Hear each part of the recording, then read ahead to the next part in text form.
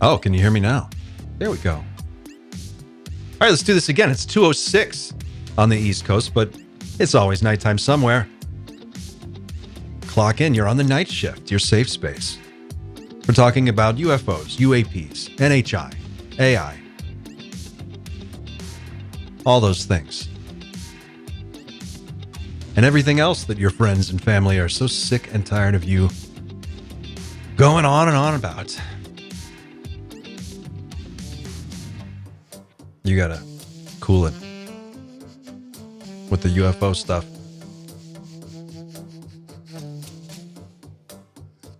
I find sometimes I have to dial it back a little bit, or people will stop inviting me to do stuff. But I'm working on that. A little sick today, a little under the weather, so hopefully I can pull it together.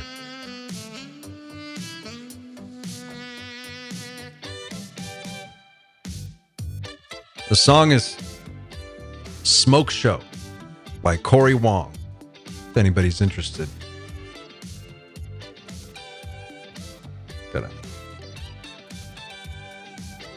Where is it? There we go. Some of that. You want to see that?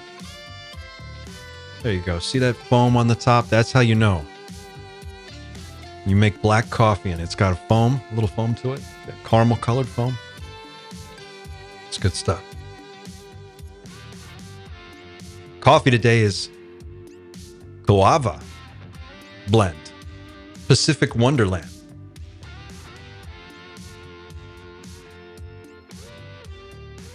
It's a washed coffee, a blend from Honduras and Peru. You know, people ask, they're like, what's up with the smooth jams? Why do you do smooth jams? Well, for one, Corey Wong is amazing, and I'm surprised I could actually license this song, but I did. I could, and I did. And so here we are. And two,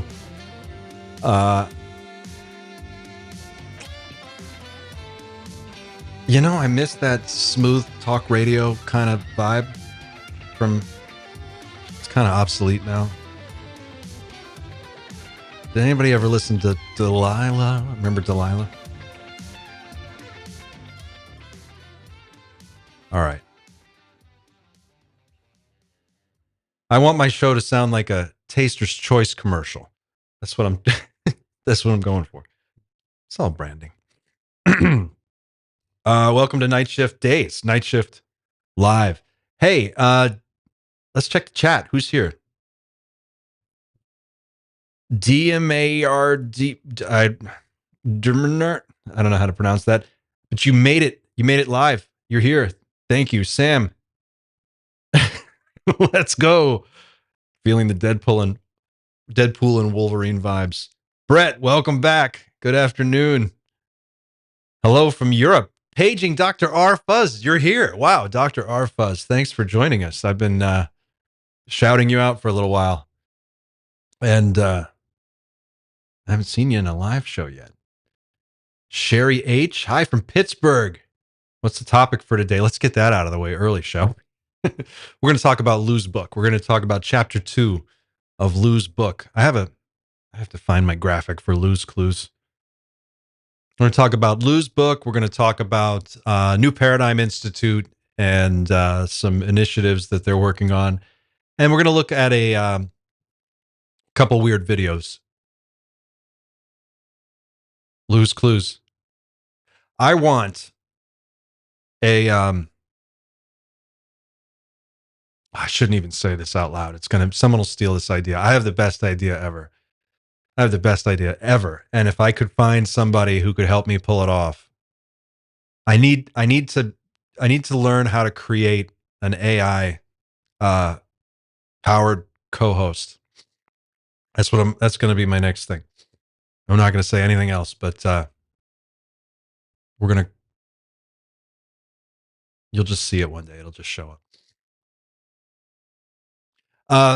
So I did, as I said, I don't know if my mic was on when I said this, but I'm a little under the weather today, but I injected some Dayquil into my neck with a syringe and I'm getting some coffee, so hopefully I'll be able to hang in there for an hour. Oh, that's way too hot. So we're going to talk about Lou's book. I finally got a chance to read a little bit of it. I've seen conflicting reports that it's leaked online. I went to check it out online and see if I could get my hands on the leaked chapters, and they had been pulled when I checked. If anybody knows where they're, if they're still up, or if anybody's got a copy, I'd like to take a look at it. I got a hold of a couple pages from chapter 2, which is what I want to talk about today. But as for the rest of it, I wasn't able to get my hands on it before today's show. So hopefully I can get a look at it over the weekend, and we'll talk about it next week.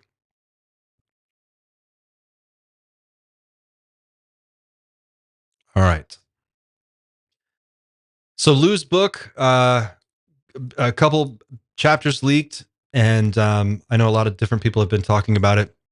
I don't know how much new information is going to be in it. I'm interested to find out.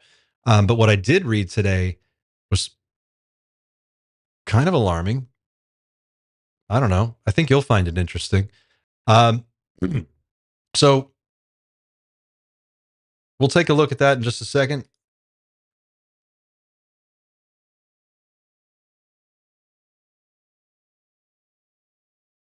Where are we?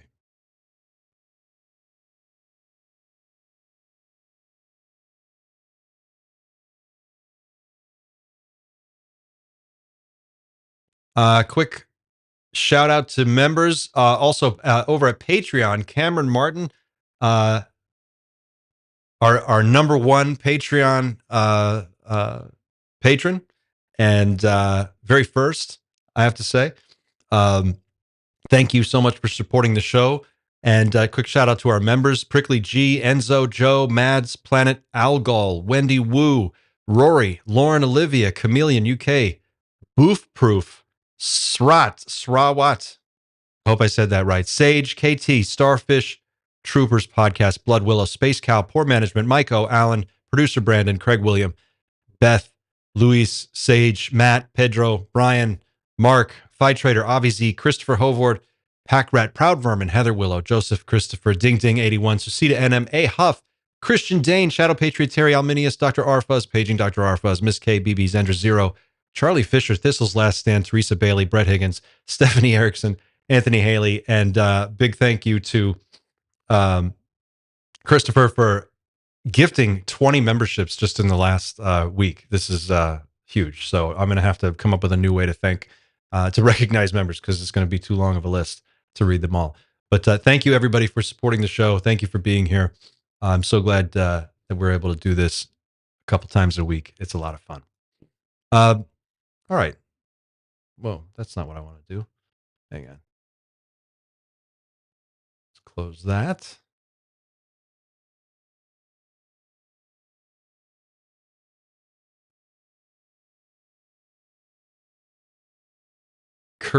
Curitiba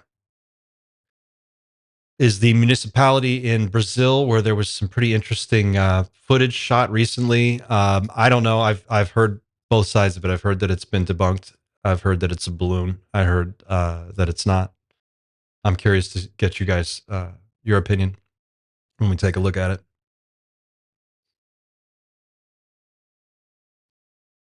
Here we go. That's what I'm looking for.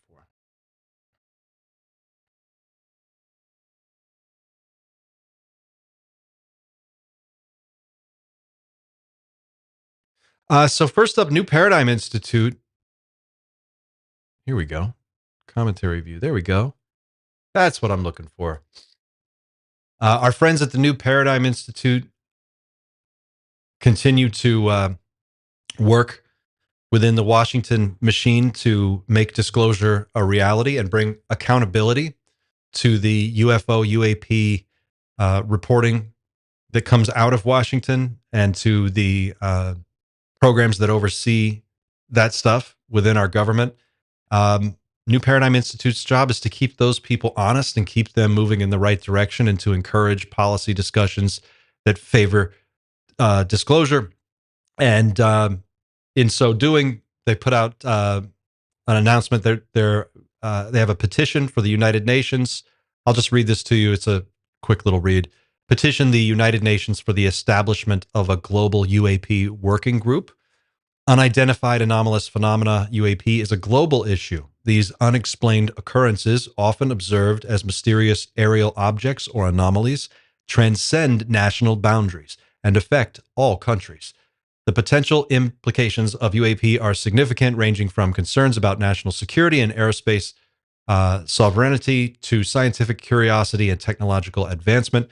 Governments, researchers, and the public worldwide seek answers to the origin and nature of these phenomena, which could represent advanced foreign technology, unknown natural phenomena, or even extraterrestrial life. This universal interest and the shared impact on safety, security, and knowledge make UAP a matter of global concern, requiring international cooperation and transparency. That's why we need the United Nations to establish a global UAP working group, bringing together governments, scientists, and academics to study this phenomenon. And then they go on to say, sign the New Paradigm Institute's petition, and together we can unite for a common purpose. As we've talked about recently on the channel, we're moving in a direction of increased required increase in international cooperation, particularly in this space, because it's so sensitive and because it's such a slippery subject, right? No one nation, no one government should be speaking for all of humanity. And part of the transition that I think we're going through in not only our culture, but our way of thinking and our society and the sort of the way that we all process this, part of that transformation is about taking on a more global mindset and incorporating more of an understanding that we're one species and that we're one planet. And it's important that we begin to think in that way, act in that way, behave in that way, and look for solutions and look for opportunities to come together as humans for a common purpose and a common good. And I think the United Nations is going to be an increasing part of that process as we go forward. And I wonder how much, if open contact does take place, which, you know, a number of people suggest that it may not. It may happen 50 years from now. It could happen 5 years from now. It might never happen. I hope it does. The number I've heard is 2027. That's the one I keep hearing. But if open contact does occur, how do we respond? How do we respond as a global society? Is the rest of the world going to be okay if the United States just does it all unilaterally, or if China does it all unilaterally, or if Russia or whoever? Or are we going to rise to the occasion, overlook our differences, figure out a way to come together for some common purpose? And is that going to make the politics of today obsolete? I think it is. What do you guys think? Curious. Is that something that is going to change the way that we think about how we interact with each other from one nation to the next?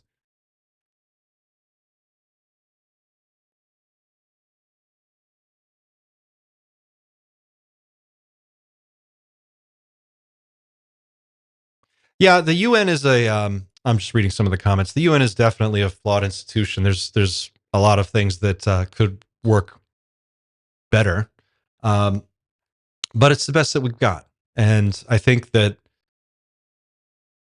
in moments of great change and in times of great uncertainty, our global civilization is going to have to think of new ways to solve the problems that are going to be thrust upon us, and not only just by not only by non-human intelligence, but our own problems of nuclear proliferation and drone warfare and artificial intelligence and all the rest of it. The capability for one actor to end all life on this planet is growing by the day, and that's becoming more and more accessible to a larger and larger number of unstable people. And so I think it's critical that we start to figure out what it is we're trying to do here, what it is that we're trying to accomplish here. Because whether it is ecological catastrophe, which all of our best data seems to be pointing us towards, or pointing towards that outcome as the most likely outcome, um, because we don't transition away from fossil fuels fast enough, or it's some super AI that does something unexpected that we're not able to handle and causes huge disruption in our society, or it could be just a good old fashioned nuclear war. Any one of those things could derail all life on this planet and really throw things into a tailspin. So as we go forward, we're going to have to start thinking about like, well, what are we trying to do here? Because the way that we've been making decisions up till now has brought us to the brink of catastrophe so many times that it's terrifying to even think about. So are we going to continue doing that? Are we going to keep trying to roll the dice over and over and over again and figure out whether or not we make it as pure chance, or are we going to set our sights on something a little bit more um, intentional? Imagine the type of future we want and then go build it. Use these tools that we have in this window of opportunity. I think that's what I zero in on, or I'm trying to zero in on, is like this idea that there's a window of tremendous opportunity right now for us to do astonishing things. But that window is rapidly closing, like in Indiana Jones, where he's diving under the door to get his hat. He has to reach back and grab his hat while the boulder's chasing him. Like that's us right now. And the window is closing. And all of these other, these compounding problems are starting to stack up one on top of another on top of another. And the system is just so complicated that my concern is that at some point, the complexity of the system is just such that it cannot handle all of the pressures that it's under, and it just breaks. When it breaks, it'll break in weird, unpredictable ways, things that we can't really quite prepare for, and it'll just be a mess. But if we use this opportunity, we use this window of time, and we use the awareness around the UFO, UAP, NHI issue to promote a new type of thinking. I mean, not really new. This isn't anything new, but an optimistic vision of a positive outcome for humankind. I think that's where science fiction really serves us, is in particular Star Trek, which I talk about a lot lately. It presents a positive vision of a potential future that is very positive. And we need that right now. It's a very high anxiety moment that we're in, and people need to be optimistic about something. And I think that with the tremendous advances in technology that we're seeing unfold almost daily now, it's clear that we're starting to get into the knee of the curve of the singularity. We're starting to see things really take off. And if you follow Ray Kurzweil at all, if you follow his singularity predictions, and he's been extremely accurate. I think he's like 85% accurate in all his predictions. The next 25 years are going to be crazy, like completely crazy. So we have this really small window of opportunity, and it's like threading a needle. And we have to kind of like, as a civilization, make the right decisions, get through this next 20, 25 years. And on the other side of it, my sense is that we're going to come out into, hopefully, if all goes well and we do it right, we'll come out into some kind of technological utopia. That would be wonderful. I think that's what we all would hope for. Um, but if we do it wrong, any number of things can go wrong. And there's only like two or three that are really super likely to happen. And those are the ones that I'm most concerned about. So, that's just a way of saying I think we need more international cooperation. And I think the New Paradigm Institute's work in this area is critical because they are bringing that mindset to Washington, and they're putting this topic onto the plate of politicians and people who are in a position to make decisions about military funding and about what projects get support from Congress and what projects don't.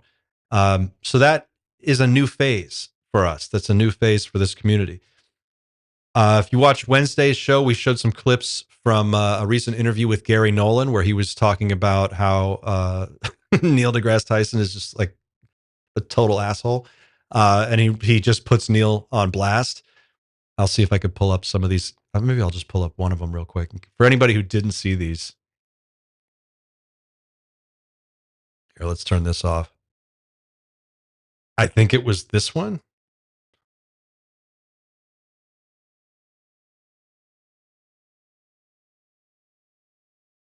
Can I get it to play? Let's try this one.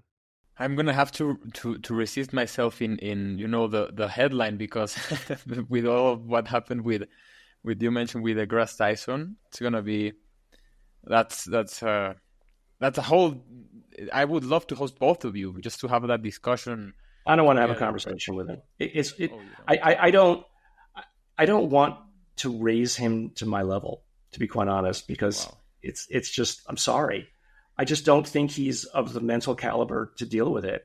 And I'm not here to give his ideas any further home. I'm sorry. So that's Gary Nolan responding to a question on this really excellent podcast called Through Conversations. You should go to the YouTube channel and subscribe. Watch this whole interview. It's excellent. I'm a fan of this channel now because he's had a ton of really excellent guests on, and those interviews are on point. But anyway, he's asked Gary Nolan here if he would debate Neil deGrasse Tyson, and his answer is, I don't want to bring him to my level. I don't want to elevate him to my level. I don't think he's got the intellectual capacity to handle it. Oh man, shots fired. But in that interview, Gary Nolan goes on to talk about how the new, the Soul Foundation, what they're really trying to do is create a perimeter around the subject of UFOs and UAPs within the academic community, so that people who want to take this topic seriously and research it openly can come together and have high-level discussions about this kind of stuff. And so we see that, we are in this new phase where NPI is working on the government side of things. You have the Soul Foundation working on the academic side of things. And sooner or later, whether open disclosure happens from the government or not, someone's going to get to the bottom of something. We're going to start to figure this out, because this research is going to move from the shadows into the open. And at some point, it's just going to be too much information to not start drawing some conclusions from. So I think we're going to get some form of disclosure one way or another, but it's encouraging to see that we're in that phase of this conversation. Let's check the chat and see what everybody's up to. The leaked imminent pages talk about the NHI biologics being stored in Fort Detrick, Maryland. Funny, it was also mentioned in Reddit EBO molecular biologist post, Battelle National Biodefense. I wonder if UAP GERB did anything on this yet. The UAP GERB channel is awesome. They do a really good job. And I know they did some stuff on Battelle National Biodefense. If anybody can find a link to where I can get the full, complete leak from Lou's book, please post that in the chat or send me an email. Just go to the website and click on Make Contact. Go to teamnightshift.com and click on Make Contact and send me a link there, and I'll get it. And then I would really appreciate it. You'd be a hero for doing that. Is Kurzweil's singularity still predicted for 2042? I don't know if it's 2042, but he was just saying something like, that's the thing with Kurzweil, right? Like, his predictions are really accurate, and it's not like up for kind of debate. It's like they've charted the stuff that he said. He goes out and he does it, and you can look at his past predictions and when the things actually happen. He predicted almost every major technological milestone that we've hit in the last 30 years. Like, he nailed it. And if he was off, it's because usually his numbers were a little conservative, and it actually happened a little bit sooner. Like, I think it was, the big one was the year that a computer would beat humans at chess. And he's saying that we'll have consciousness in artificial intelligence, or some form of something that would convince people that it's conscious within the next 5 years. if I remember correctly. I think that was his most recent thing. So I would say singularity probably by 2040, 2045, if you go by his numbers.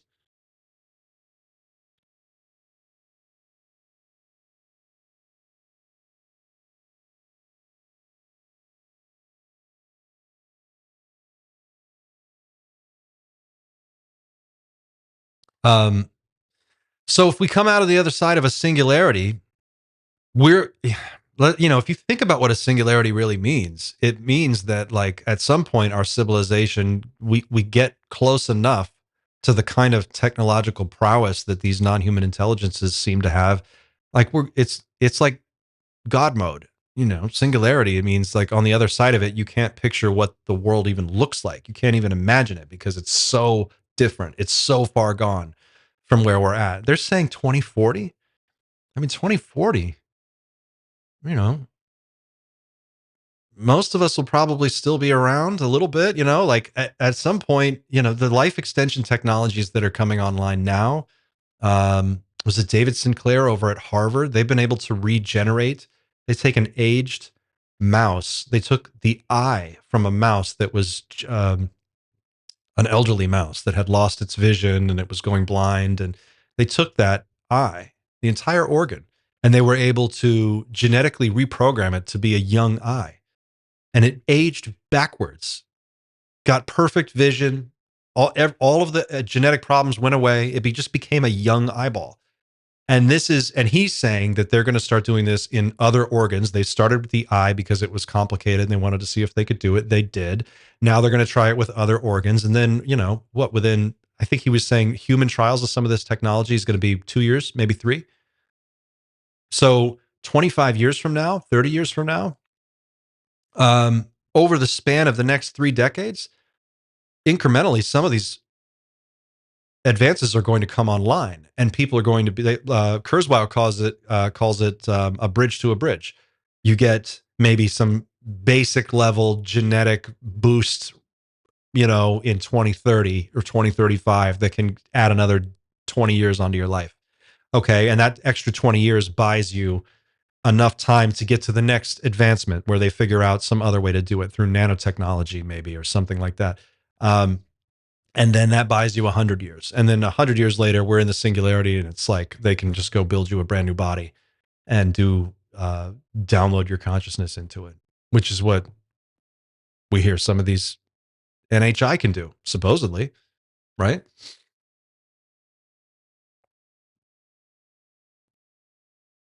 Christopher Hovard, I can't see them giving that to the public, only billionaires. You mean the age reversal stuff? I wonder about that too. I think the big political issue is going to be that we're going to our economy, our system is going to detach from the working class, and there won't be a need for a working class. Automation is going to replace the working class. So you're going to have this group of people that's hundreds of millions of people in, which pick your country, and they're not going to have anything to do.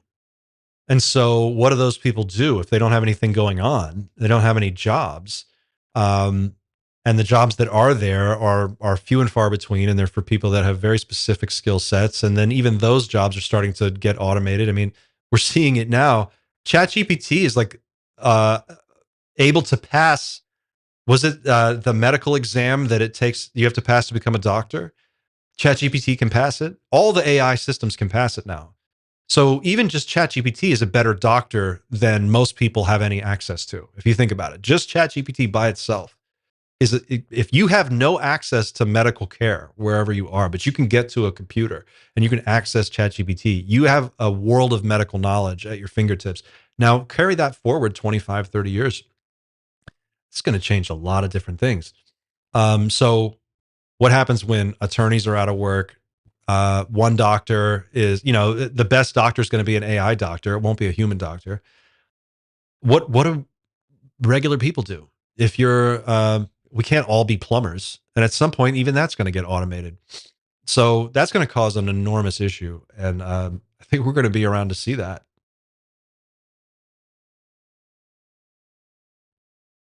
Oh, Brett Higgins. Last I read, a billionaire that I can't remember is looking into something like slave collar that will prevent us from Uprising. Yeah, that guy. Okay, so who you the person you're thinking of is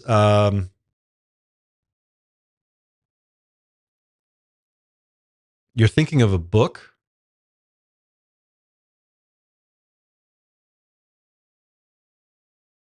And the book is called,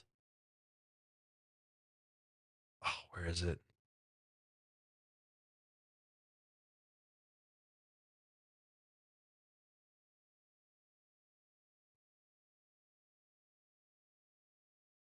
It's a book about exactly this. And oh, come on.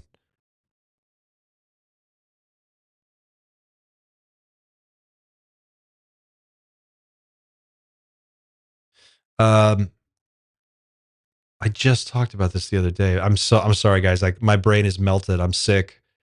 My wife was in Colombia for a week and she came back with some kind of super crazy bug that is just like, my kid got sick, then I got sick, and it's just my brain is goo. Was it Douglas Rushkoff? Is that what it was? Survival of the Richest. That's it. It's called Survival of the Richest. That's the book by Douglas Rushkoff. He is a futurist and a humanist who was called in by a group of hedge fund people to speak to them about what the future would look like after a collapse scenario. And then what was interesting, and you can go watch all his interviews on YouTube. Just type in Douglas Rushkoff on YouTube and he'll come up. Survival of the Richest. He went on a tour to promote this book. And he says that he thought he was going to go speak to like an auditorium or like a conference room full of people, but he got to where he was going and he wasn't allowed to know where it was. They finally get him to where it is, and it's like five guys. There's like five guys in a room. And they're like, okay, this is what we really want to know. After the collapse, these are hedge fund guys. These are billionaire hedge fund investor tech dudes, venture capitalist hedge fund guys. And they're talking to Douglas Rushkoff and they go, this is what we want to know. After the collapse happens, how do we make sure that we maintain control over our security people, the people who work for us? We're concerned that there might be like a rebellion and they might try to take over. And we've built all these survival bunkers and we need to know a strategy. We need to start thinking about like, how are we going to control them? And some of the ideas that they had come up with were shock collars or some kind of timed like code that would access the food supply, so that they had hired teams of former Navy SEALs to be their security people. And they have this whole compound like Zuckerberg's $230 million underground Hawaiian freaking end of the world bunker. And they were concerned that these SEAL team guys would turn on them and kill them and just take over. And so that's what they called in Douglas Rushkoff to talk about. And he wrote a book about it. And it was it's crazy. He just talks about, he's like, yeah, not only are they banking on this happening, they're already actively preparing for it. Like, they're buying survival bunkers. And these aren't small little survival. This isn't like your grandfather's little basement bunker.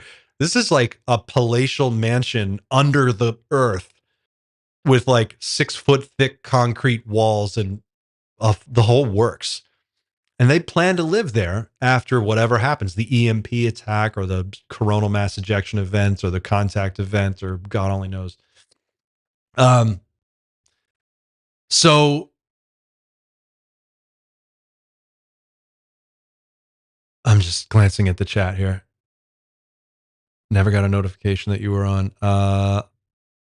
I literally create these events like 15 minutes before I do them. So maybe I need to create them earlier in the day. I'm not very good at like figuring out all the YouTube tricks and moves to stay on top of everybody getting the alerts in the right time. I need to work on that. So that, that's the thing with the billionaire deal. Like, my thing with billionaires is this. For one, I don't think they should exist. I think when you concentrate that much power in the hands of that, in so few hands, you create an imbalance in the system that is not aligned with the well-being of the system. Like, the good of the many is superseded by the good of these people who have this outsized. I mean, like, look at Elon Musk, right? Like, I used to be a big Elon fan. I was.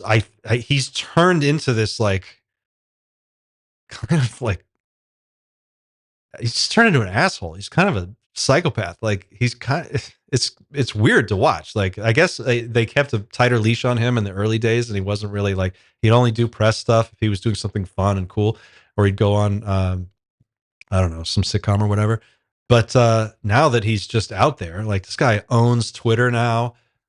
He pledged at one time, what was it, $40 million a month to a super PAC that was supporting a candidate for president. $40 million a month. Are you kidding? Like who's really running the show? So the mindset that these guys walk around with, they live in this like alternate reality bubble where they just get what they want. Like, no one tells them no. No one tells them no, and they just do whatever they want, and they feel like they just don't owe anybody an explanation. And so, you know, that's got to go. I just don't think that's acceptable. I don't think that's acceptable. And I think that at some point, whether you want to call it, I don't know, torches and pitchforks or whatever, we're going to have to just suit up, boot up, and go like tax these guys back down to earth, because it's crazy. They shouldn't, no one person should have their own private space program. That's fucking crazy on a planet where there's starving people and homeless people and people who need medical care and can't get it. Like, there should be no suffering. We have all the resources to create this world. Like, we can go, like, for instance, you know, Afghanistan, the most expensive war in American history. We could have bought Afghanistan for the amount of money that we spent fighting that war. And at the end of that war, we just got up and left. And not only did we just get up and leave, we just left all our shit there. All that stuff that we spent money on, helicopters, gunships, all this shit. You know, how many thousands of Humvees and whatever, all these weapons, we just left. And meanwhile, like, they told you for the entire stretch of that war, they were like, yeah, we can't afford healthcare for all. There's no money for that. Are you crazy?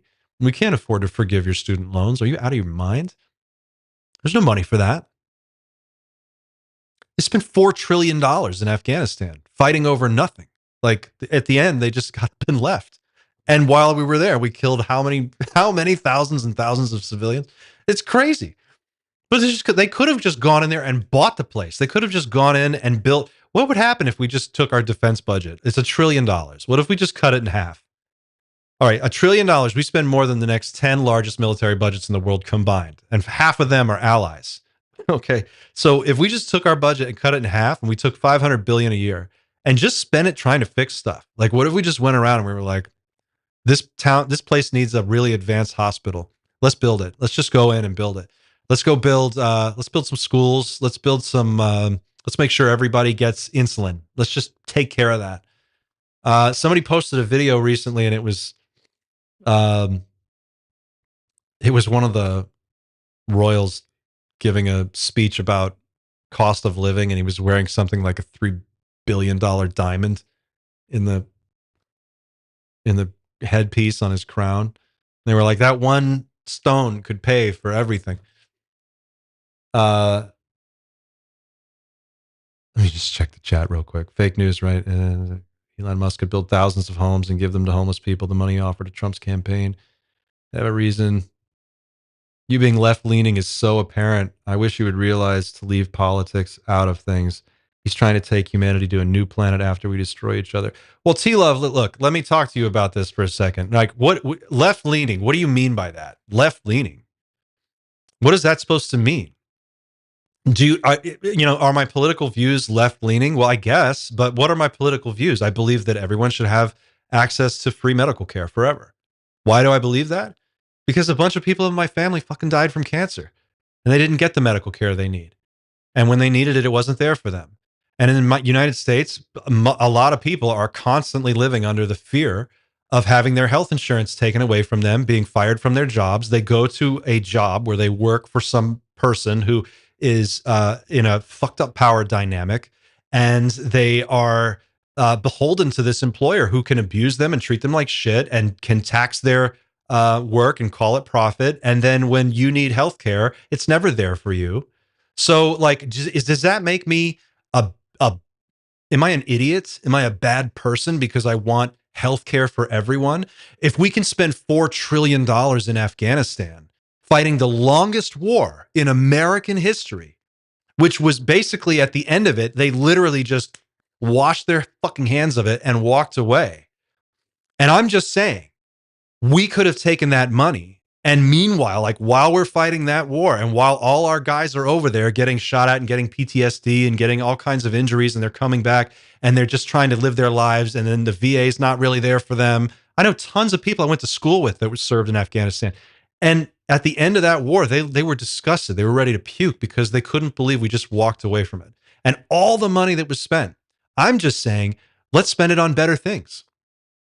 Conservatives are so happy to spend unlimited amounts of money on their bullshit. But when it comes to actually helping people, they can't be bothered. And this is the thing that really irks me. So if you want to call me left leaning or if you want to call me a hippie or whatever, that's fine. I don't care, because my concern is, I guess I'm a humanist. If I'm anything, I believe that we should be working towards eliminating suffering. And I think we have the technology, we have the tools, we have the resources, and we obviously have the money. Clearly, we have the money. If Jeff Bezos can go out into the middle of the desert and launch his own personal freaking rocket into orbit with Bill Shatner on board and then come down and pop a champagne bottle and drink champagne, that's too much money. And I'm sorry if that bothers you. It's too fucking much money for one person to have. Fuck this guy and his $200 million yacht, his super yachts. Fuck this guy. I'm tired of apologizing for feeling weird about the people at the absolute top. I'm not talking about anybody you know. No one watching this channel has the kind of money that I'm talking about. I'm talking about the 1% of the 1%. The people who own everything. They own the banks that own it all. They own the companies that run the entire economy, or our entire economy runs on. These people need to be reined in. And if that makes me a leftist weirdo, if that rubs some feathers the wrong way, well, I'm sorry, I guess. I don't give a shit. Fuck them. This system has been so far out of balance for so long that the rest of us need to get together and realize there's only like 1,200 of these people. There's not a lot. There's not a lot. And there's billions of us. Like, we need to rebalance the power dynamic a little bit here. And I think that's okay. And I think it's perfectly fine to talk about it. In fact, I think not enough people are talking about it. If I can do anything with this channel, I'm going to talk about it. So why does this matter? And why does politics come into all this? We're talking about UFOs, right? Aren't we supposed to be talking about UFOs? I'll tell you how it matters. Because when I talked to Danny Sheehan, when I interviewed him on this channel, you know what he told me? I don't know if this made it into the interview. I'd have to go back and check, but we were just talking offline and he straight up told me, I said, you've sat across the table from some of these people. What are they like? I'm talking about the people who are in control of disclosure, who could make it happen tomorrow. I'm talking about the people at Lockheed, the people at Boeing, the people at Northrop Grumman, these people. Danny Sheehan sat across the table from some of these people. And you know what he told me? He said they could do it. They could let it all out tomorrow. They actually have talked about it, but they want to do it in a way that maintains their control. They want to keep their money. They don't want to lose power. And they've told him that straight up. And that kind of thinking doesn't move humanity forward. So this is a political issue. That's what what do you think the Schumer Amendment was? What do you think that is? Why is it such a big deal that Republicans and Democrats came together after being like at each other's throats for so many years? They come together on this one issue and they're like, yeah, that's an important issue. We need to talk about that. Maybe there's a there. So yeah, it is political. And I'm sorry if that bugs some people. I'm not here to just like do UFO entertainment to just talk about, oh, look, another weird video out of somewhere that you'll never go. If we're not going to have substantive, real, honest, frank discussions about where we go from here, then what is the point? What is the point of talking about UFOs? What is the point of talking about UAPs? What is the point of talking about disclosure? Unless it leads to something. And if it's not leading somewhere, if we're not going somewhere with all this, we're just wasting our time and spinning our wheels. And I don't know about you, but I'm not here to waste my fucking time. So my concern with politics, the fact that our system is completely out of balance and out of whack, the wealth disparity, is because those issues are at the core of this conversation. Yes, about UFOs. That's what it's about. It's about maintaining power for these people. That's why they're not letting the information out. The petrochemical, the petrostates of the world, the politics of oil have ruled this planet for so long that these people cannot imagine letting go of that power. It's so much power. They are drunk with power and they can't imagine letting it go. And so the conversation has to go there. We have to go there because that's where the action is. If you want a new world, you've got to be ready to take it. And you have to be ready to face the fact that at some point we're going to have to look at the way that we divide up resources in this economy and understand that it's completely a rigged game. And I'm tired of living in a country where if you are born with if you choose the right parents at birth, you have a free ride. And if you choose the wrong parents at birth, then you're just left on your own. And if you can't figure it out and pull yourself up by your bootstraps, you're just left to fucking die. America has socialism for the very, very wealthy, and it has rugged capitalism for everyone else. And for the people at the very top who can afford to buy politicians and pay for lobbyists to go to Washington on their behalf and make their case, they get what they want. And for the rest of us, you don't get health care. You know why? Because we can't afford it. We don't have any money. We gave it all to Jeff Bezos because he doesn't pay any taxes. And so he's got a $200 million super yacht. And Elon going on, buying a social network and then using it to bludgeon his political enemies. These guys make it political every day. So why can't I make it political? What's wrong with that? And I'm willing to bet that more people agree with me than don't. And I'm willing to push that line of thinking forward because I think it's important and I think that it matters to people. I think people have, especially in the United States, have lived under conditions of decreasing well-being for long enough now that it's obvious to all of us that as the planet continues to burn and as things continue to get worse, that the wealthy are only getting wealthier and the rest of us are being left out in the wind to fend for ourselves. And there comes a point where that just, like, we've got to make a decision. So I reject this notion that that's some kind of like leftist thing. That's common sense. And whether it's right or left doesn't really concern me. It concerns me that the survival of the species and the well-being of the human race and the world that my kid is going to grow up in, I want those things to be moving in the right direction, in a positive direction. And I just don't see that happening. So I'm going to talk about it. I'm going to talk about those things.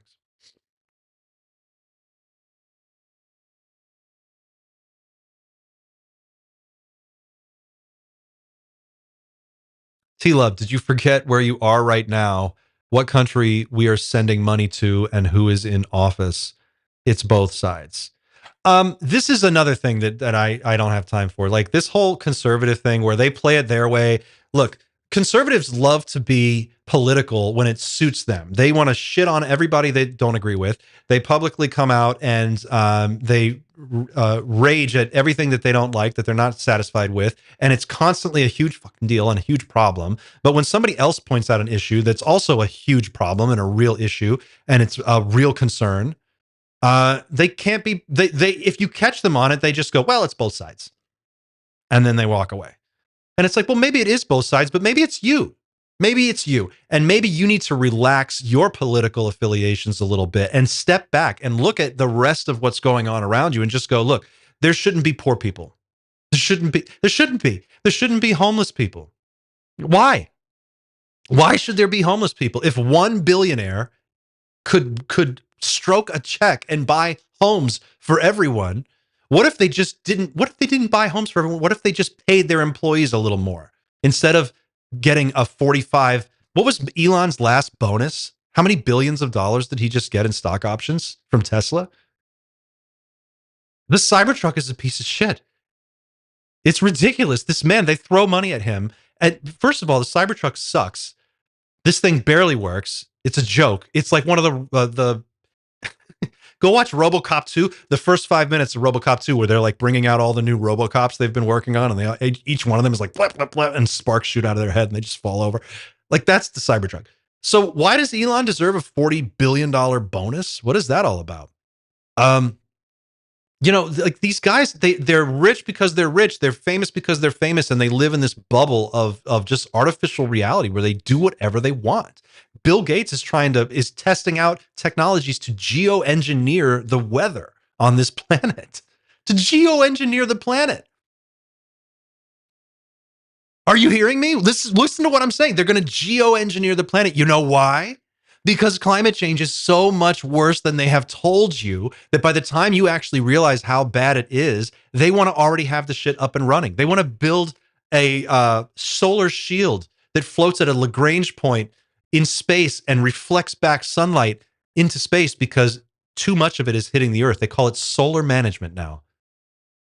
They want to seed the clouds and create and inject sulfur into the atmosphere, like an artificial volcano eruption, to shield the planet from sunlight.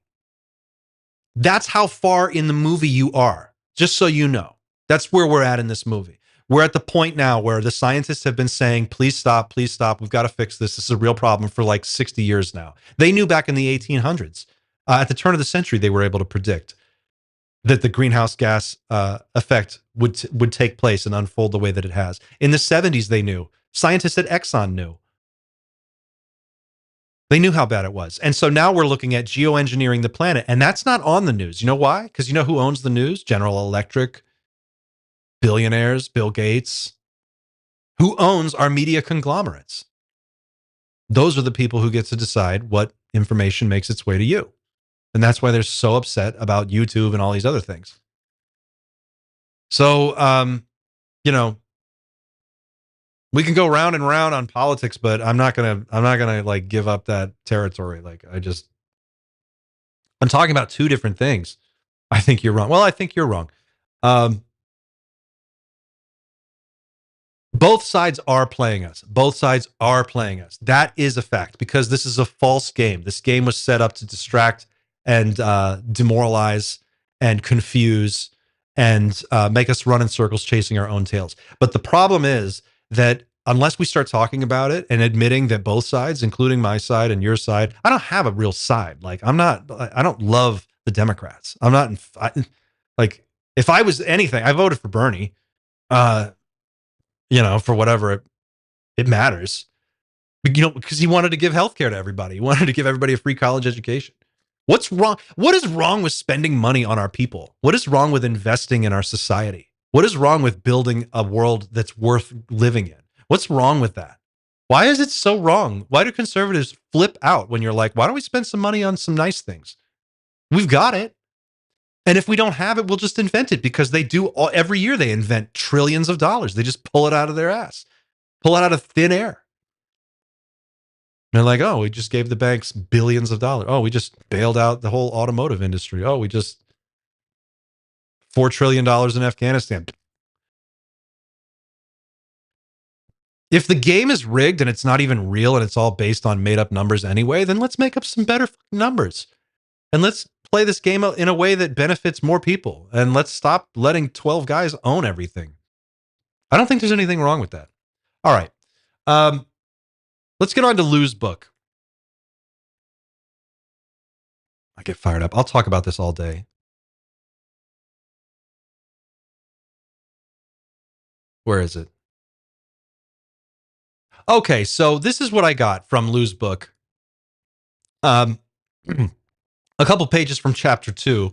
Now, if you've already read the full leak, you probably know a lot more than I do. You definitely know a lot more than I do. But what I found interesting about this is that this is like 9 pages from chapter 2. And he talks about going to this dinner with Bob Bigelow and Hal Puthoff and this general from Brazil, and how he's nervous about going to this dinner because it was kind of a last minute thing, and he's pulled into it. This is Lou Elizondo explaining, his mindset going into this dinner.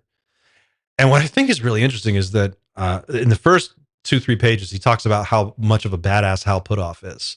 And Hal Puthoff is a super badass. And he talks a little bit about how deep Hal Puthoff is into a lot of these programs and how he's nervous. He's actually nervous to meet Hal Puthoff for the first time because he knows what a heavyweight Hal Puthoff is. And I don't have my copy here.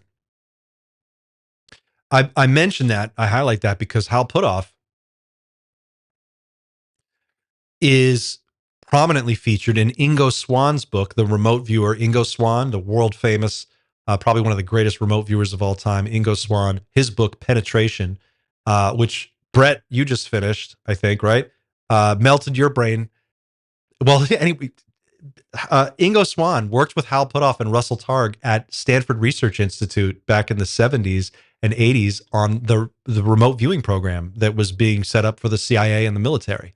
And the reason that's important is because Ingo Swan, working with Hal Puthoff, was able to actually, in one of the tests that they did, shut down a quark detector that they had buried under concrete in the building where they were working. He was able to go into a remote viewing session, accurately draw this thing without being able to see it. It's sealed in concrete underneath the building. And then he was able to turn it off, and they couldn't figure out how to turn it back on. And so that's who we're dealing with. Now, Ingo Swan, in that book, describes remote viewing the moon. And at one point, he goes on to talk about how not only is there activity on the moon, but there's a lot of activity on the moon. And there's all kinds of stuff going on up there. And he has a number of really weird encounters. So when Lou talks about Hal Puthoff, it just reminded me, I'm like, this dude has been neck deep in this stuff all the way back to the very beginning. He's into remote viewing. He's into UFOs. He's into crash retrievals. He's into exotic materials. He's into fusion research. He's got this reactor that he's a part of what's it called? The Sapphire.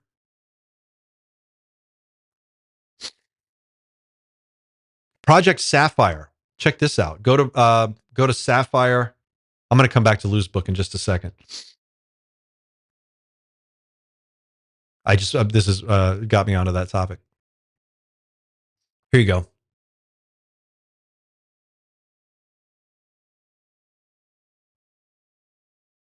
They have this group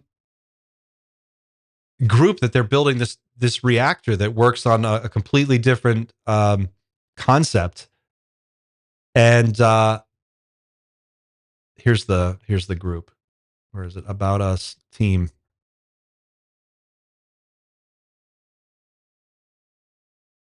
There he is, right there in the middle. Hal Puthoff, dead center. Here's his group. They're working on this exotic reactor called the Sapphire reactor.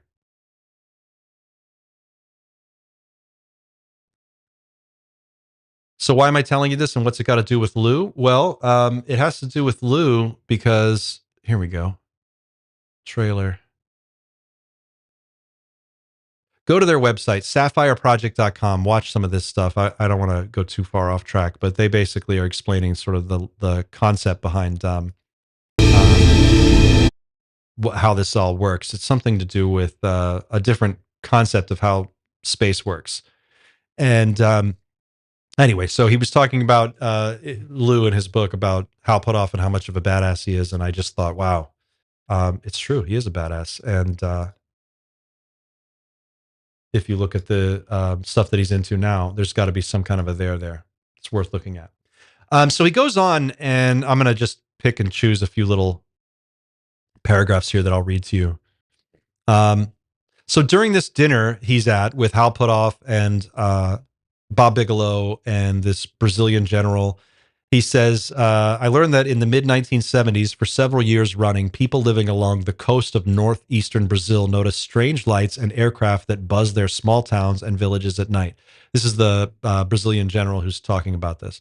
The objects ranged in size from baseball-sized orbs to huge aircraft that looked as if they could transport the occupants of an entire city. Flying discs, spheres, triangles, cylinders, the very The variety of objects ran the gamut. Citizens in these rural villages were unaccustomed to nighttime illumination beyond the lights of passing cars and trucks. Now, suddenly, a villager walking in to visit a neighbor after a dark night, after dark, might be bathed in the glow of something massive hovering in the sky. And he talks about people being hit by laser blasts, like these beams that would come out of these orbs in various ships and that could penetrate the roof of homes and houses, and they would chase these people down.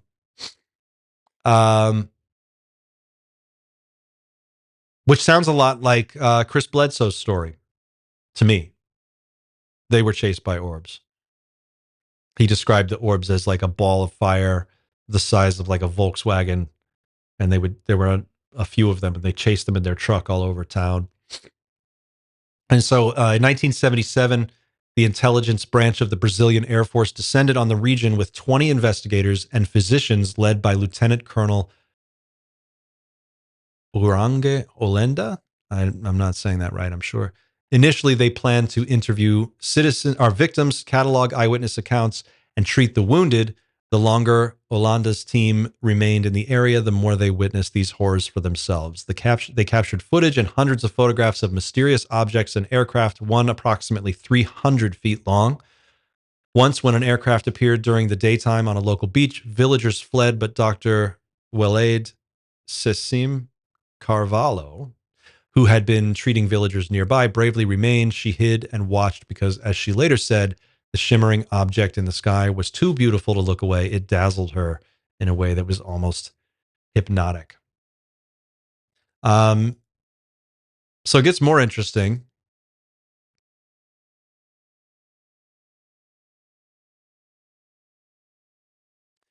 Before that evening, I've never heard of these occurrences. At first, my rational mind fought to explain away what I was hearing. There had to be some other explanation, right? A group hysteria phenomenon, perhaps, where people in a small community all influence each other and exacerbate each other's experiences, or the testing of very human-based technology.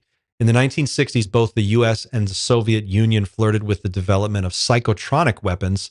They wanted to see if it was possible to stand far away from your enemy, aim some kind of beam at them, and influence their behavior and perception.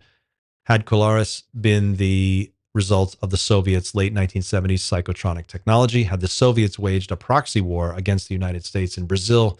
Had the whole thing been a terrifying psychological operation? Interestingly, there's some recent news on psychotronic weapons, and there was actually a hearing in Congress where a few intelligence guys came to testify about some members of the military that believed they had been subjected to psychotronic weapons. And this is the Havana syndrome stuff that we heard a little bit about a while back. And they describe being the one intelligence guy who describes what it's like to be affected by these weapons. He said, it's like you're going insane. You feel like you're going crazy. You're hearing things that aren't there. You're seeing things that aren't there. And they believe that this is being deployed against Americans around the world by somebody, probably the Russians. So, Lou's talking about this back in the 60s and 70s, but it's still going on today. But he goes on to talk about the wounds that these people would get from being hit by these beams, like radiation burns. Their hemoglobin levels were much lower than they should have been. People would have puncture wounds in their skin. He logged Pratt's findings. This is one of the investigators. Struck me as particularly harrowing. The investigator who looked into, or one of these investigators who looked into this Brazil case, he logged more than 300 animals found dead of unknown causes during this time. 34 citizens complained of irritated eyes. 5 reported temporary blindness. 8 reported a negative change in their vision. 41 complained of a prolonged feeling of nausea and sometimes vomiting. 55 individuals reported extreme headaches. I wonder if these people had experienced some form of radiation damage. If true, the kind of damage they were discussing was consistent with the harmful effects of, say, microwave radiation and the improper handling of medical isotopes or weapons-grade radioactive fuel. Interestingly, the exact same set of symptoms is described with regard to Havana syndrome. So that's an interesting one. 46 people described feeling heat when the lights of the aircraft focused on them. 28 people felt a pocket of cold air. About 18 people insisted they'd been abducted by beams that sucked them into the craft. 14 people remained in a catatonic state for short periods following an encounter. 54 suffered a temporary paralysis of some part of their body. 36 people, we've heard about paralysis in abduction encounters before, a lot. 36 people claimed chronic illnesses plagued them for years after. Of that group, 10 people died. That struck me. These people were dead, ostensibly from a UAP. So this is interesting. He goes on. In some cases, witnesses managed to catch a glimpse of their attackers. Descriptions of the occupants of these otherworldly vehicles broke down into two types: beings that appeared to be pale, tall, adult humanoids, and beings with disproportionately large heads and frail bodies about 3 or 4 feet tall. As I would later learn, those two descriptions, the so-called Nordics and Greys, fit the profile of alleged aliens from countless close encounters the world over. If this was some form of mass hysteria, then it had been affecting the entire globe for decades. And so he goes on to tell a story about being in Kuwait in 2003 during the run-up to the Gulf War. And he gets called out into the desert to a staging area where they've got some tanks, M1 tanks. And he goes, when I arrived at the coordinates I'd been given, I found a cordon of heavily armed American soldiers guarding a group of M1 main battle tanks. During the ramp up to the U.S.-led invasion of Iraq, the U.S. employed staging areas to preposition military equipment and vehicles with names such as Camp New York. At this camp, the U.S. military would preposition the tanks for their inevitable invasion into Iraq.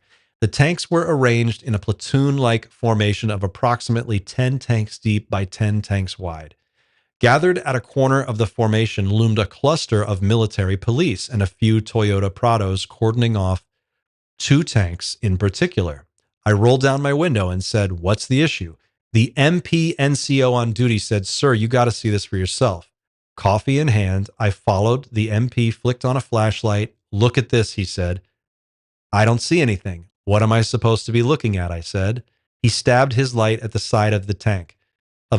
"Look right here, sir." The beam revealed a small hole punched through the armored side of the tank, perfectly round, no rough edges. Superficially, I saw no signs of heat ablation or metal vitrification. He angled the flashlight. The hole went straight through the body of the tank and out the other side. It was as if someone had used a super sharp cookie cutter to take a core sample of the vehicle. The energy required to do such a thing would have been enormous. The M1 tank is the crown jewel of the American field arsenal because it's designed to take a direct hit from a missile and survive. And he goes on to say, what's even weirder is that the tank right next to this tank had another hole through it. And so this beam had cut through 2 M1 tanks like a laser cookie cutter and just punched a hole straight through. And they sent them back to the U.S. to be studied. And what they find out was classified and part of a SAP. So they never, Lou never finds out. And so what that suggests to me, I don't know. That's one really good reason to keep it all secret, right? I mean, if you've got a weapon that can cut a tank in half, like a warm knife through butter, if you can affect people's mind and make them see things, hear things, if you can abduct people, if you can do all the things they can do, and you're not here for a good reason, maybe they're not friendly. We hear that all the time. It's like, well, they must be friendly because they're so advanced. They must be friendly. What are you basing that on? Where's that coming from? They must be friendly. Why? Because they have advanced technology? When the Spanish showed up in South America, they had advanced technology. Were they friendly? Why would it be any different because someone has a little more advanced technology or even a lot more advanced technology? We don't know. We don't know. And until we do know, this whole idea of like, well, they're here to help. Well, I don't see them helping. Are they going to help? What are they, like? What are they doing? Well, it didn't let us have a nuclear war. Well, maybe. I don't know. Did they? I don't. I need to. We're going to need to see some more receipts here. But if they can defeat all our best weapons and they're not friendly, and we know that, that's a good enough reason to keep it secret.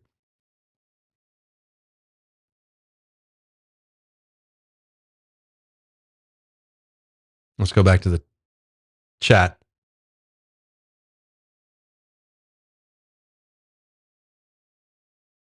Night Shift is going to have a Discord. We don't yet, but Brett is helping me, and we're working on that. Please be careful on Discord. Oh, okay. So they pulled it from the internet. Oh, thanks for looking, Christopher, though. I appreciate that. Peace and Love Gang has been brainwashed too. Look, this is the thing. And I think it's, I finished the interview video with Matthew Roberts, who's the author of Initiated. That's going to go up for members tonight. You'll be able to watch that this evening. And then it's going to go live for everybody else tomorrow. What's interesting about that interview is that in it, we talk a lot about sort of the politics of a post-disclosure world or the politics of a world with non-human intelligence in it. And one of the things that he says is like when people have experiences that like he encountered beings in his room, he had experiences where they would come directly up to him. And he said, he describes one encounter where he's looking at the face of one of these beings, and it's like a screen. And it's flicking through faces of people he knows, almost like it was scanning his memory and trying to pull a face that he would be familiar with. And it found one of an ex-girlfriend. And it shows this face, and he sees it, and he reacts emotionally to it. And it's almost like this being came into his room and then was like scanning his mind to try and find like what will give us the reaction from you that we want. And then they display that face. And that experience kicks off this whole life change for him where he becomes much more aware of the larger reality and what's going on in it. At the end of that, he basically comes away from it saying like, you just can't lie to me anymore. Like I know the truth now, and I'm not going to be, it's hard for a politician to bamboozle me anymore. Like you can see like the truth of what's possible. And, we have to hold our leaders to a higher standard. We have to expect more. We have to expect and demand more from our society. And we have to be ready to step up to the plate and be responsible as a species, as members of the human family. And we have to take a little bit more of that responsibility on board individually and try to elevate our own consciousness as individuals. And we're like a symphony that's out of tune. This is something that Daddy Sheehan talked about once. It's like we're a symphony that's out of tune, but everybody can sort of get in tune. And slowly and surely, as more and more people get in tune, the harmonics of this thing will click into gear and we will ride that wave. Where did I want to go with that? The idea is just that how we look at our political system has to be a little bit more based in what we want, what kind of future we want to live in. That's what, in essence, what I'm trying to get at with this channel and this conversation. It's like, I don't want to sit here and throw mud at conservatives, and I don't want to say that liberals or left-leaning people have all the answers. They don't. I don't have all the answers.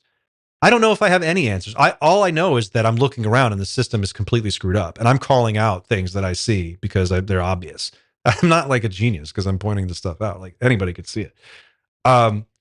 But going forward in a world where we have unlimited free energy and powerful artificial superintelligence and robotics, and we have like all of these things worked out, we're coming to a point where as a society, we can have a lot more, but we have to demand it. We have to be ready to react politically to the future that's coming and be be harder on our politicians to deliver the goods and like actually bring home some bacon for regular people. It can't just be like every 4 years we're talking about abortion. It can't just be that forever. That's not the only issue. That's important, but it's not the only issue.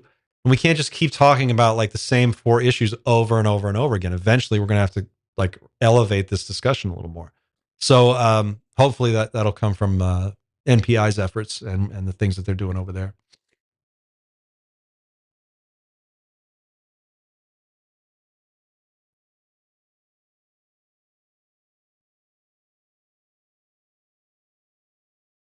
It's the only issue voters apparently care about. That's why I want this to be an active community. It's also why I'm interested in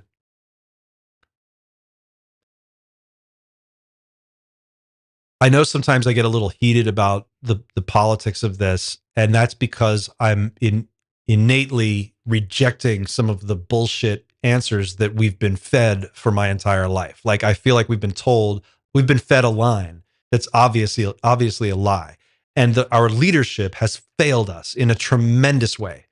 And the lack of imagination and the lack of forward thinking and the lack of planning for people who aren't here yet, children and our children's children, thinking ahead about the future of the world and the well-being of the world 1, 2, 3, 4, 5 generations out is where we need to be. And we should have been there a long time ago, but we're not. And I'm frustrated at our system for continuing to deliver this Coke versus Pepsi kind of argument year after year after year, over and over and over again. And we're just so divided over stupid crap.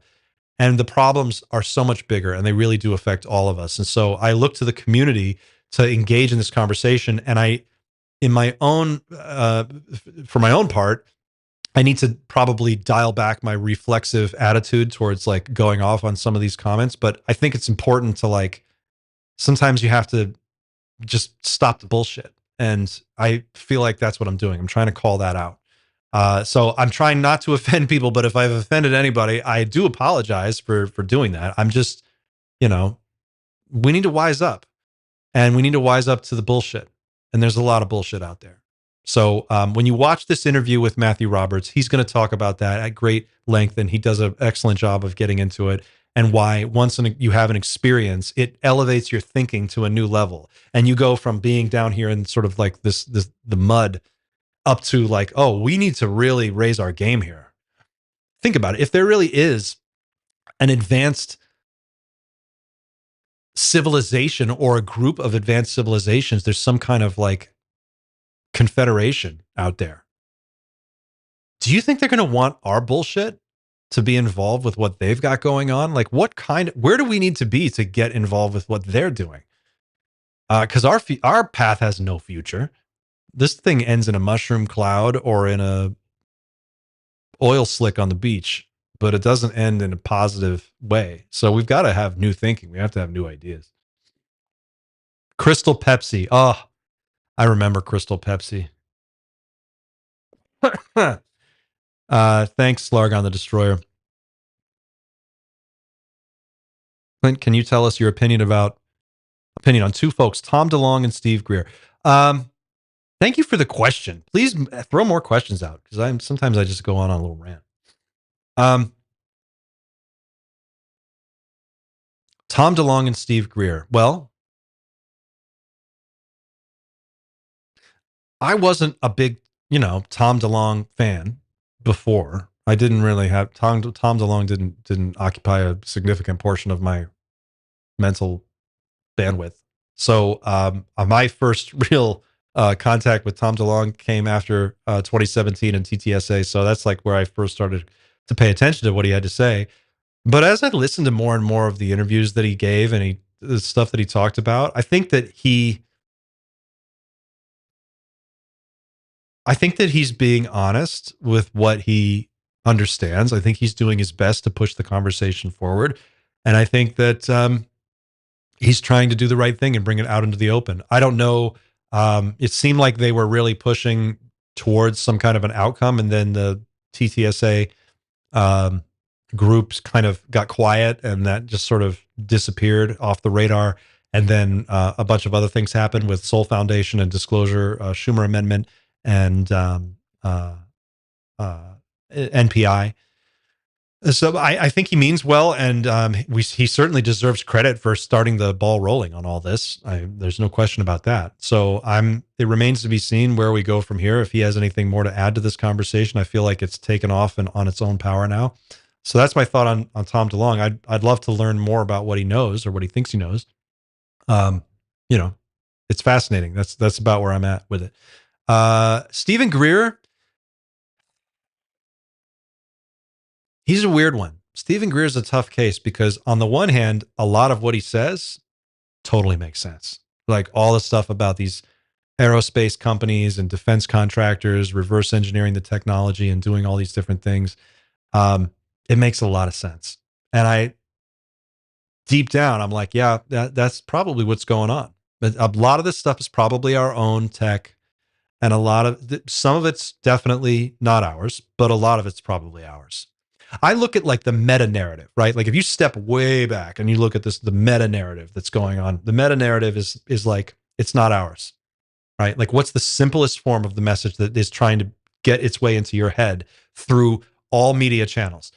The simplest, if you boil it all down, the simplest form of the message is they're not ours. They're not ours. They're not ours. They're not ours. Everybody says this. They're not ours. They can't be ours. There's no way they're ours. There's no way. So they're probably ours. Right? Like if you were in charge of a very high level disinformation campaign and you were really trying to get everybody wrapped up in one side of a conversation so they're not looking at what the left hand is doing over here, you get them all talking about the same thing. And the thing that we're all talking about is how they're not ours. They can't be ours. Well, Stephen Greer has been saying they're ours for a long time. I got into this topic through Stephen Greer, his National Press Club event in 2006. I mean, I was into it before, but 2006 was the time that I really started to pay attention to what he was doing. His interviews are amazing.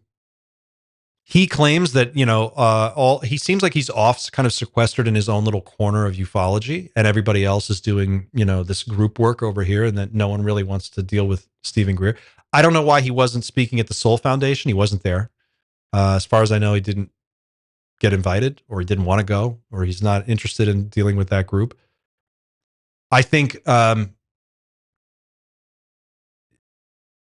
it looks like, from what it looks like, standing back from it, he looks like he's a guy who's made a lot of money doing this, whatever it is that he's doing. He looks like he's made a fortune doing it. CE5 and selling seminars and doing speaking gigs and all this stuff. So there's something doesn't jive there. Something about Stephen Greer doesn't jive. I can't figure out what it is. I can't put my finger on it. He's got this weird beef with Lou Elizondo, and Lou Elizondo talks about Greer in this sort of weird coded language, like, if anybody ever finds out his full story, then things will get really interesting. He said this in an interview once with Kurt Jamungal on Theories of Everything, something like that. I'm paraphrasing. So what is Stephen Greer all about? I mean, dude, if you've got the goods, then come forward with the goods. Let's see something. Show us something. Like, what's up? You're constantly telling everybody like you have all this information. It's like and then here's the other weird thing. He's like, we put it out there, and they have. Like, you go watch his YouTube channel. Go to the Stephen Greer's YouTube channel. Look at all the interviews he's got on there. They're amazing. And my dad's calling me. Dad, I'll call you back. I got to call you back. My parents are big fans of the show. And sometimes they call me. I told them I'd pick up this time, next time they called. So Stephen Greer is off in his own little world. He's got his own thing going on. He's made a lot of money doing it. And he's also been sort of sidelined. Like this whole thing about him faking the CE5 UAPs. They sent up flares, supposedly. That's the story that's going around. I haven't seen anything concrete on that. I know that that's the story about Stephen Greer is that he faked all this stuff and he got caught. Maybe he does have the goods, and maybe they were trying to sideline him, and that's how they did it. Maybe they just made him look like a fool, and now he's kind of like, people have written him off. Maybe he is the real deal. Maybe he is trying to make money off of this because he's kind of built a little brand around it, and he's been making money for a long time. I don't know.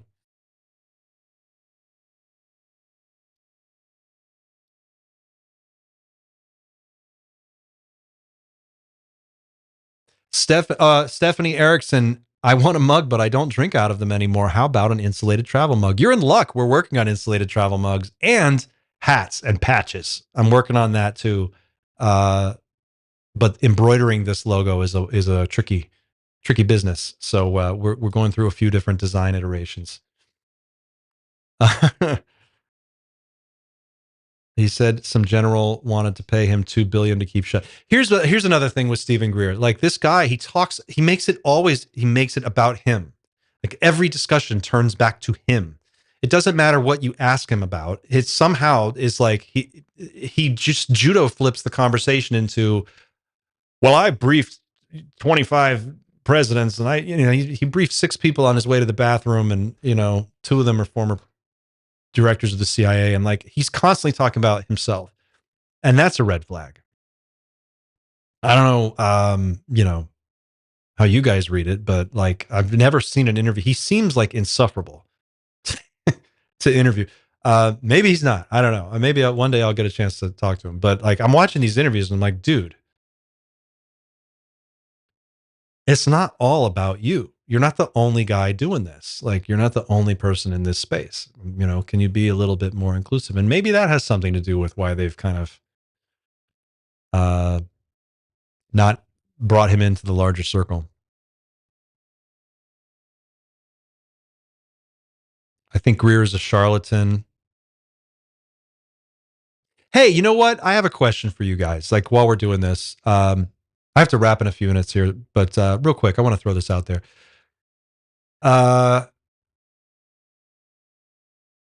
Who is anyone here? Would anyone here ever, and this is a purely hypothetical, this is not, there's no plans have been made. I've not even touched pen to paper on this. This is just an idea that's been cooking in the back of my brain for a little while, and I'm just tossing it out there for your consideration.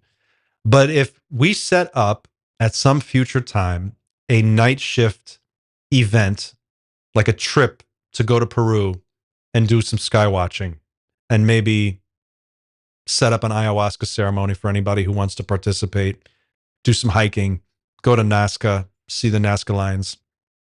Would that be of interest to anyone here?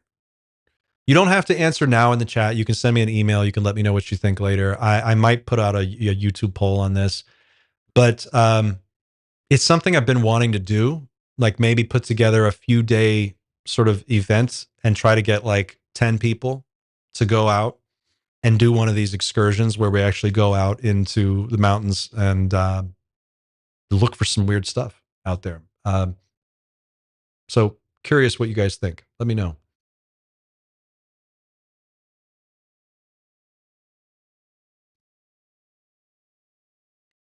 I get a hoot out of Greer's Young Buff Security Dudes, LC. Check out Leon Hendricks' interview with brainwashing experts. Super good, relevant to politics. Ooh, interesting. Hey, Miss K, can you link us to that? Can you throw a link to that in the chat, please? If you can, that would be great. Some general wanted to pay him $2 billion to keep his mouth shut. I don't buy that. That just sounds like bullshit.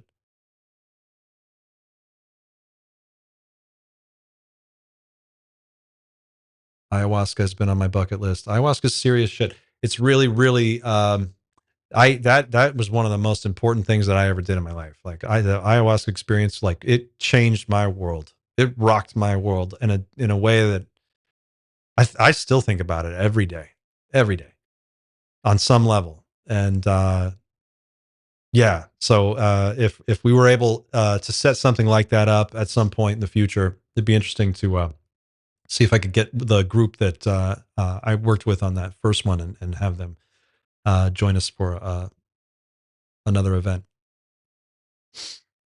And last update, I meant to do this first and I didn't. So Patrick has reached out to me. And before I wrap for today, I owe Patrick a response. And he did contact me and he said, hey, do you want to come on the show on Vetted? Let's set something up. and see what we can do. And the week that he messaged me, my kid was sick, and then my wife went out of town, and then I got sick, and it was just like one thing after another. So I'm going to text Patrick right now. We're going to do it live. Hang on a second. Let's do it. Patrick. Hey, Patrick. Sorry I left you hanging. Messaging you live from Night Shift live stream. There we go.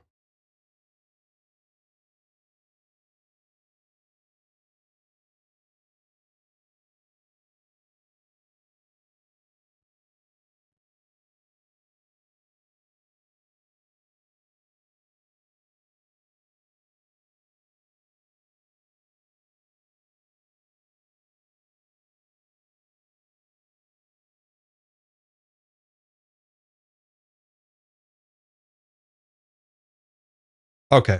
Sent. There you go. Patrick, I just sent a text. Patrick is a friend of the show. We're all big supporters of Vetted. It's awesome to watch Vetted blow up. This channel is going into the stratosphere, and Patrick is doing yeoman's work. He's killing it. So we anything we can do to support Vetted, although he doesn't need our support. He's blown up. But I do love Patrick, and I would love to get back on the show and just rap with him because he's such a cool guy. And we had a great time last time we talked. So hopefully we can set that up. So Patrick, I owe you an apology. I'm sorry. You did reach out to me, and I just dropped the ball. So that's on me. It'll be fun to see. Why not go on Disclosure tonight? I would go on any show. I would literally go on any show. I will do it. If I can get an invite, I'll go.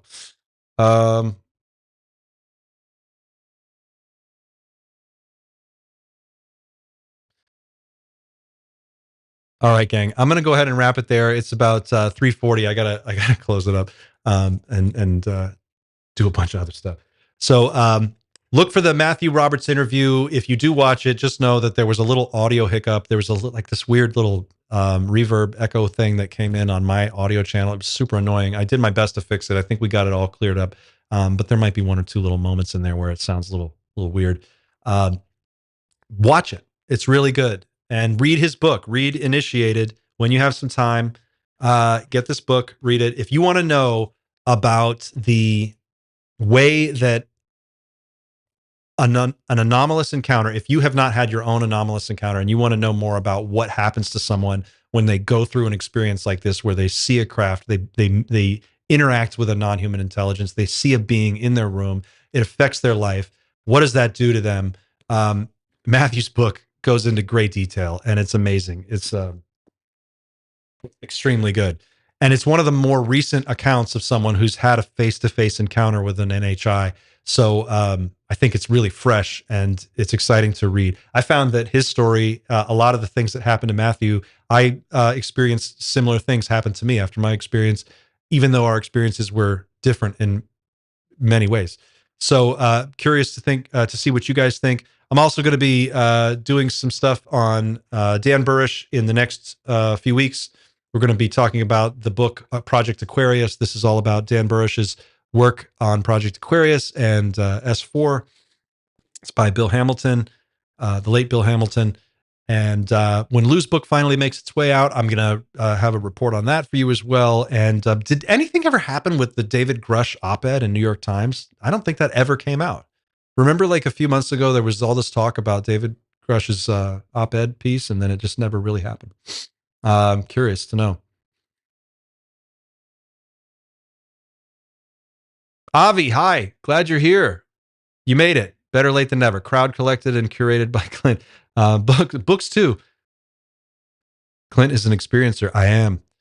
I had a crazy experience too. If you guys want to know about it, we'll come back next week and we'll talk about it. I'll tell you about it.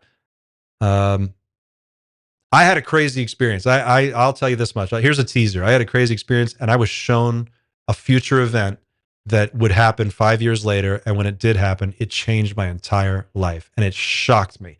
It blew up my brain with dynamite.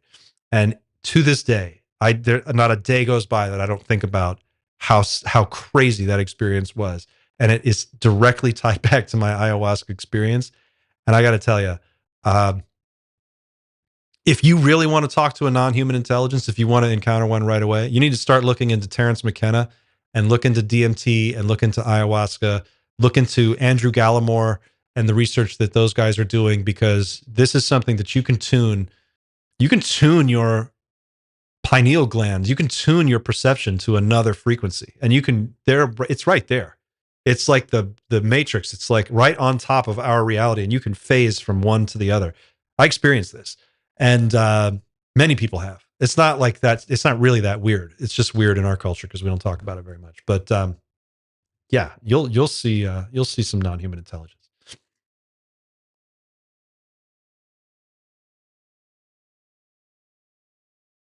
Fruit of the Gods by Terence McKenna will change you. Check for the DMT Spirit Molecule doc on YouTube. It will melt your faces clean off. It will melt your faces clean off. DMT, the Spirit Molecule, is a documentary. It's based on it's a documentary and a book about the work of a scientist by the name of Rick Strassman, Dr. Rick Strassman, who was one of the first people to start doing modern research on the DMT experience. And he would inject people directly with like high dose DMT. And within seconds, they would go to an alternate reality. They would literally, like, it was like flipping a switch. If you've ever seen that movie Flatliners, the one with Julia Roberts and Kiefer Sutherland and Oliver Platt, and God, my memory is really good for weird 80s movies. Oliver Platt, Kevin Bacon, Kiefer Sutherland. Who else was in that? In the movie Flatliners, I think it was based on a Stephen King book. A bunch of medical students practice stopping each other's heartbeat, and they die temporarily so they can cross over to the other side. And then they learn that they can like dare each other to go longer and longer times. And then eventually what happens when you get trapped on the other side and you can't get back.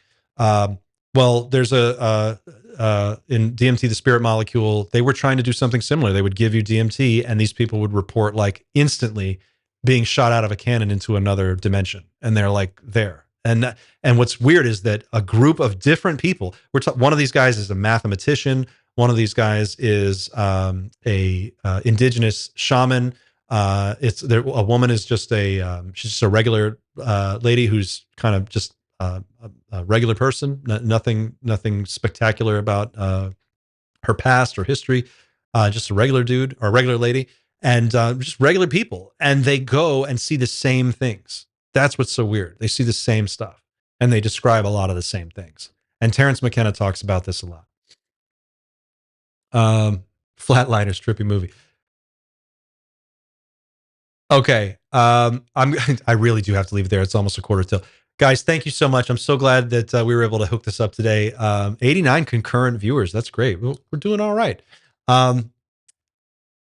Chat revenue. Did somebody do a super chat?